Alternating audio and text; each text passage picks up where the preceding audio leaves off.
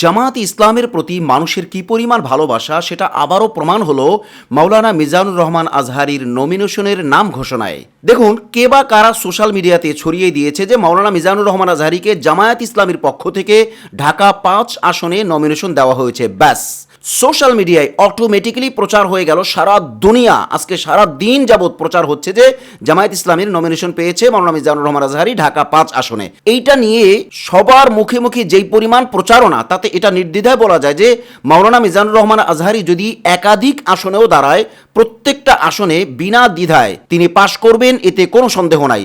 অর্থাৎ মাওলানা মিজানুর রহমান আজহারীকে মানুষ কি পরিমাণ ভালোবাসে এবং বাংলাদেশ জামায়াত ইসলামীকেও মানুষ কি পরিমাণ ভালোবাসে সেটা আজ আবার প্রমাণ হয়ে গেল সোশ্যাল মিডিয়ায়। আমরা যদি এটা দাবি করি যে এবারের নির্বাচনে এখনো পর্যন্ত কোনো প্রার্থীর এতটা গ্রহণযোগ্যতা প্রমাণ হয় নাই যতটা গ্রহণযোগ্যতা প্রমাণ হয়েছে মাওলানা মিজানুর রহমান আজহারীর শুধুমাত্র নাম ঘোষণায়। অথচ জামায়াত ইসলামের পক্ষ থেকে মাওলানা মিজানুর রহমান আজহারীকে এখনো পর্যন্ত কোনো নমিনেশন দেওয়ার ফাইনাল সিদ্ধান্ত হয়নি।